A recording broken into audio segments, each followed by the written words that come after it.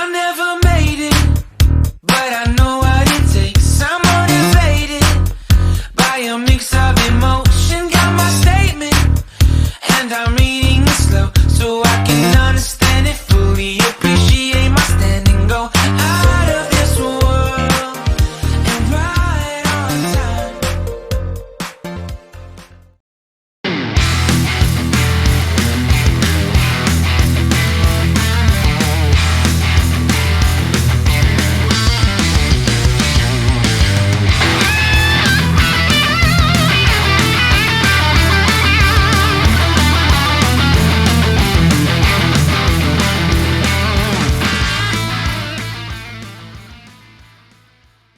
Looks like we're headed uphill.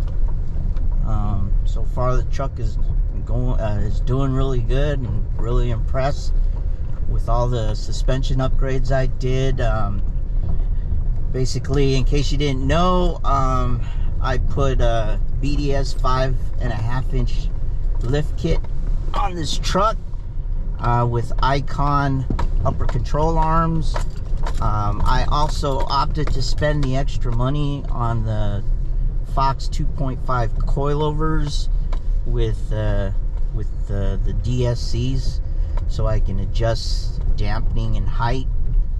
I upgraded my my wheels and tires. Obviously, I still stuck to some 17s. I got 17x8 Icon rebounds.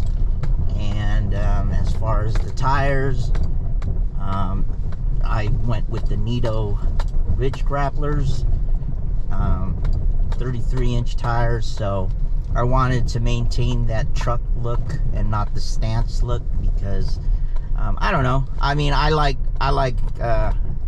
how both looks. I like how both of them look, but I just decided to go with the traditional truck look. You probably already heard all of this when I did that video on all the mods that I did to this truck. But for those of you who didn't catch that video, that's what I did.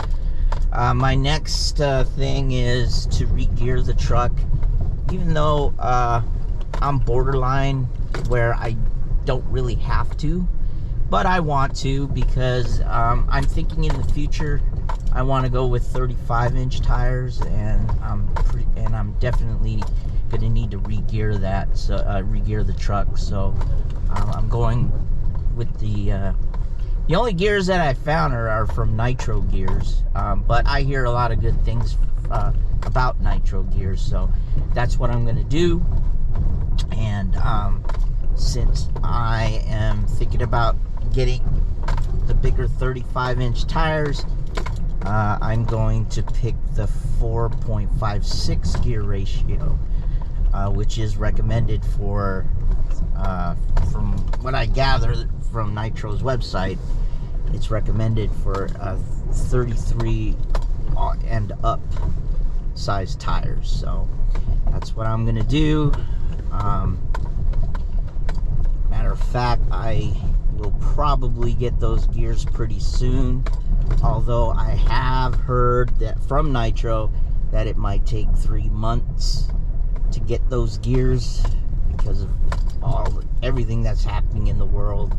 So just like my lift kit, I had to wait 6 months to get my kit in, but you know, there's really nothing you can do about that. So I'll probably order those gears soon, and I'm still trying to find a good place to get those installed. So if anybody out there lives here in LA, California, and you know of a place that does good work on re-gearing, please let me know in the comments, and that way, you know, what do you call it, that way I know for sure that, you know, I'm getting some quality work done, because, you know, as far as gearing, I want to have somebody who knows exactly what they're doing. So it looks like we're coming to another stop again. Oh wait, no, maybe not. So let's see. Let's see what John's up to. By the way, I love his 4Runner. Funny story about it, he used to drive a BMW X5, and you know, it started giving him problems, and you know, fixing one of those European cars is no joke. It costs a lot of money. So he decided to get a 4Runner, but not this one that you see right in front of you. He got his original one, which is basically the same one as that one, was a charcoal color. And you're probably asking, well, what happened to that one, and why did he get 2 4Runners? Well, the charcoal one, he was up there in Big Bear, and it was snowing, and he was headed up the hill, and there was another car coming down the hill, and because of the snow, that car lost traction and pretty much slid right in front of his 4Runner and caused a lot of front end damage to it.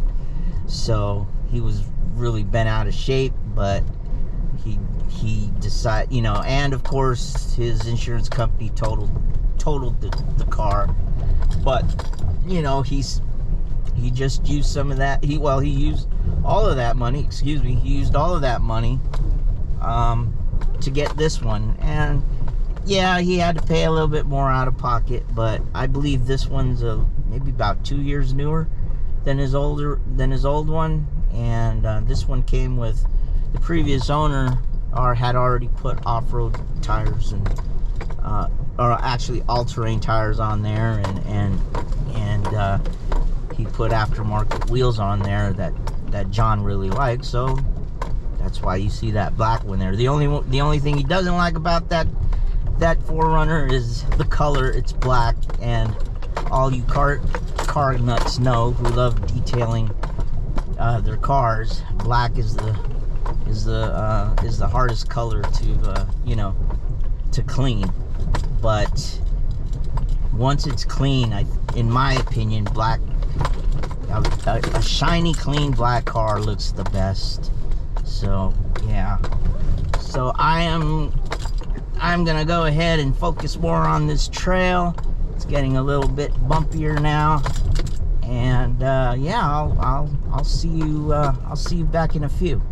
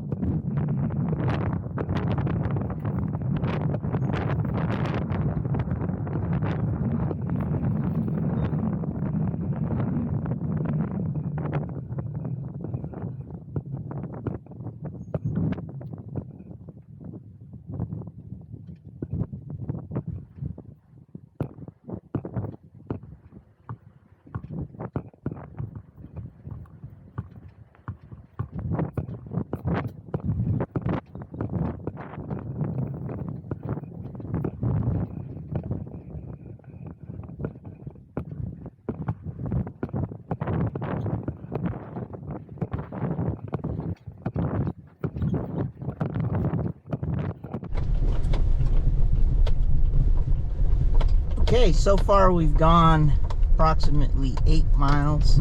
So we're 8 miles into the trail, and man, look at that scenery. Again, like I was saying before, that's the reason why I love California. You know, I mean, scenery like this makes the state, you know, it just makes the state worth living in. Granted, there are a lot of problems in California, especially living. Cost of living here is outrageous. Taxes are outrageous. The gas prices are outrageous. I think, I'm not really sure, and don't quote me on this, but I think California pays the most in gas, or it might be Hawaii. I'm not really sure, but because of the war going on with Russia and Ukraine, here in California, gas prices have soared.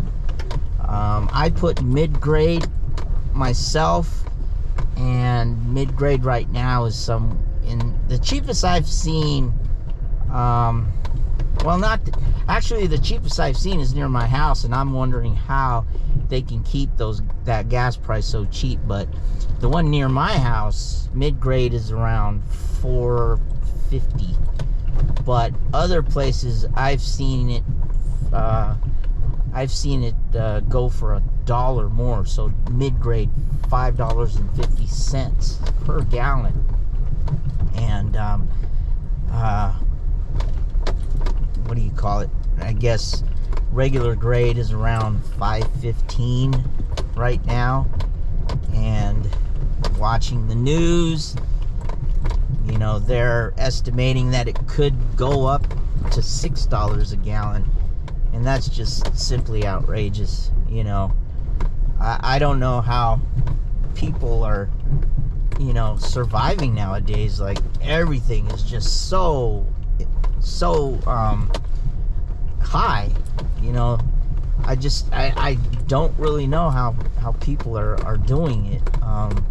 You know, I'm fortunate that I have a pretty good career, and I make decent money, but I'm feeling the pinch too. I mean, I don't know. I mean, what do you think about the situation now? I don't understand how gas prices, how we're affected by gas prices for a war that's happening in a different country. I just don't understand that. And I was discussing earlier about COVID and how everything is being lifted, but how are those people dealing with COVID over there in the Ukraine? I imagine that's like that's been put on the back burner because everybody is focused on this war that Putin started, you know. But it's, you know, COVID still lingers. It hasn't gone away. So I don't know. Could there be a potential new outbreak that happens over there in Europe because of this? Who knows? Another thing too, you know, what baffles me about Putin is recently, I don't know if his troops attacked that nuclear power plant over there in the Ukraine, leading to a fire that started, and by the grace of God, that fire was away from the containment area there. But I don't know what's going through that man's head. I mean,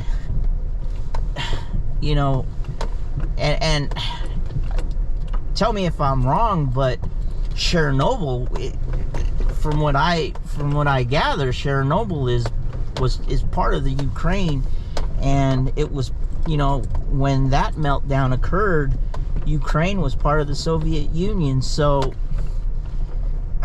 you know, I mean, why risk a conflict at a nuclear power plant?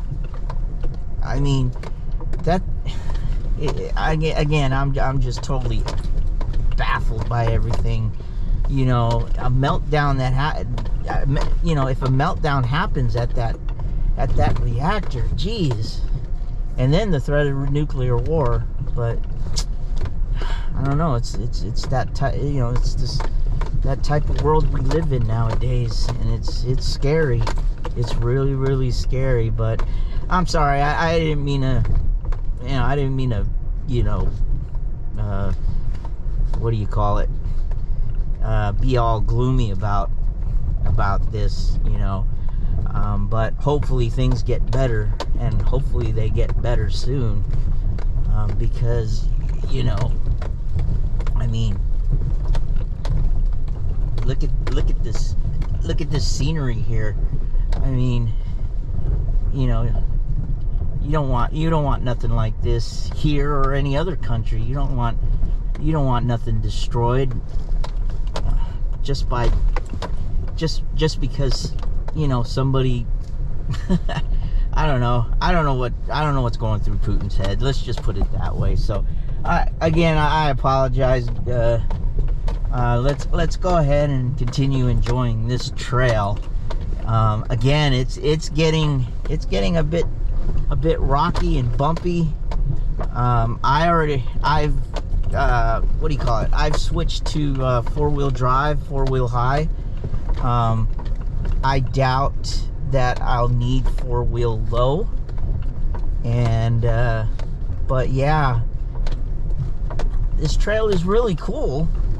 I enjoy it, and I think it seems like my truck enjoys it too, if you can believe that. But again, let me go ahead and focus more on this trail, and I'll get back to you soon. It looks like John over there has stopped. He's probably waiting on me. He's probably wondering, why is that guy so slow? But yeah, I'll catch you soon. Bye. Okay, back again. It looks like we're at the conclusion, or almost at the conclusion of this trail. You can see the main highway over there. I'm just up ahead. So I really hope you enjoyed the video. I really enjoyed this trail a lot. Hopefully we can do this again soon. And yeah, again, sorry for going on that tangent about the pandemic and the Ukrainian conflict. But you know, it's those two things have been swirling around my head for a while now. So hopefully everything will be okay over there in Europe, and hopefully you know, this pandemic will end soon.